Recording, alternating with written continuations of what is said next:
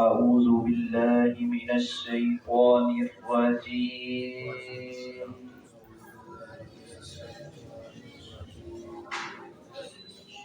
بسم الله الرحمن الرحيم.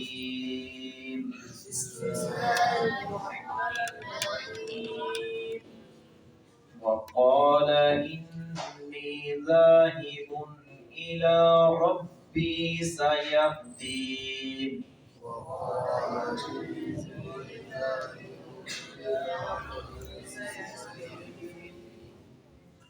رب هب لي من الصالحين.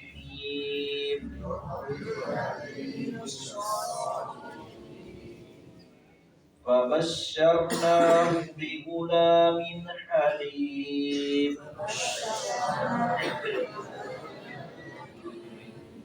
فلما بلغ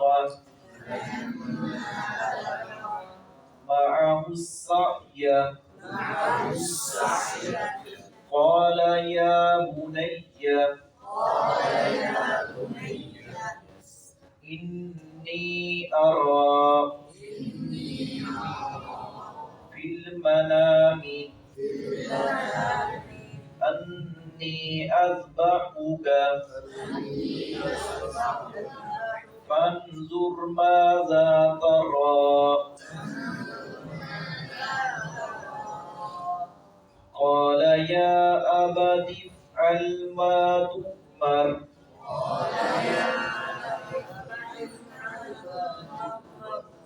ستجدني إن شاء الله من الصابرين.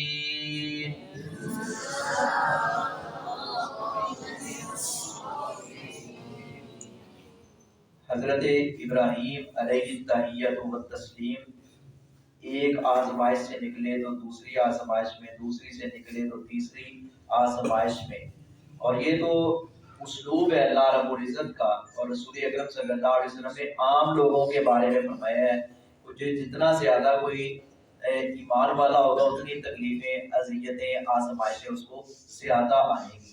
انبیاء کرام کو ہمیں آتی ہیں تکلیفیں تو اس سے ہمارے گناہ چڑھتے ہیں. انبیاء کرام کے اللہ رب العزت درجے بلند کرتے ہیں، اور انبیاء کو اللہ نے سب سے زیادہ عزت، کامیابی سے اور علم اور بردباری سے نوازا ہوتا ہے. حضرت ابراہیم خلیل اللہ، اللہ کے دوست، ہجرت کرنے پر مجبور ہو گئے، اور ہجرت جو ہے اس کی بڑی اہمیت ہے. صرف یہ ہے کہ اپنے ایمان اور اسلام کی بقا ہو، باقی سب کچھ ختم ہوتا ہے تو ہو جائے.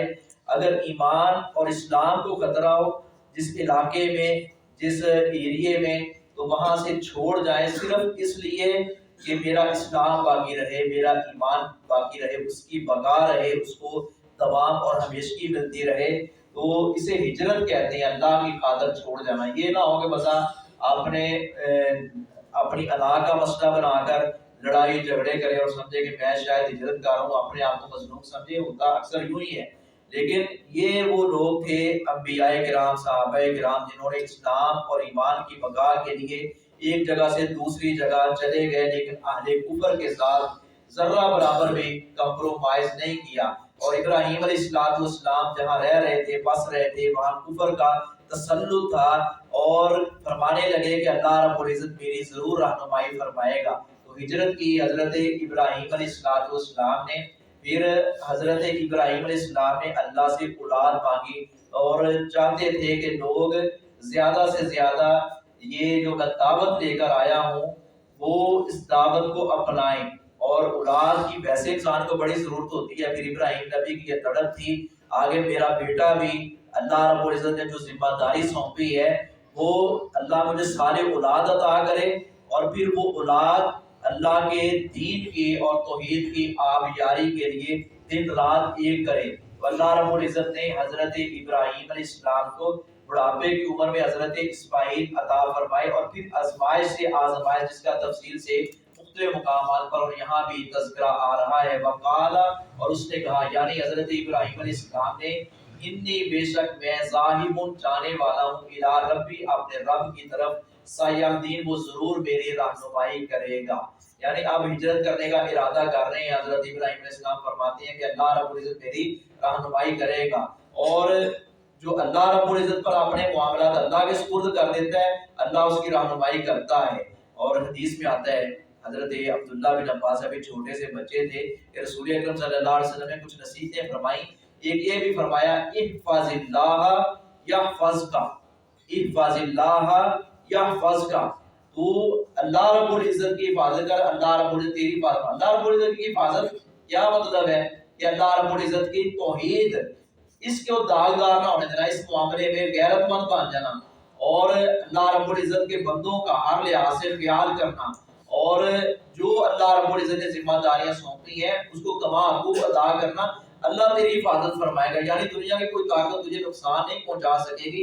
یہ اللہ رب العزت نے اسلوب رکھا ہے. آج ہم بھی اس اسلوب پر کار بند ہو جائیں، اللہ رب العزت خود اپنے معاملات کر دیں اور اللہ رب العزت پر توکل کریں، غیروں سے مدد، غیروں سے استعانت اور غیروں کی نام کی نظر و نیاز اس کو ترک کر دیں، چھوڑ دیں، تو انشاءاللہ دیکھنا پھر اللہ کی حفاظت اور اللہ کی مدد کس قدر شامل حال ہوتی ہے. ابراہیم علیہ السلام ایسے معاملات سے گزرے لیکن توحید پر پکے رہے اور لوگوں کو دعوت دیتے رہے. ربی حب لی، اے میرے رب تو عطا فرما مجھے من الصالحین، صالحین میں سے، یعنی صالحین میں سے تو مجھے کوئی بیٹا کوئی اولاد عطا فرما.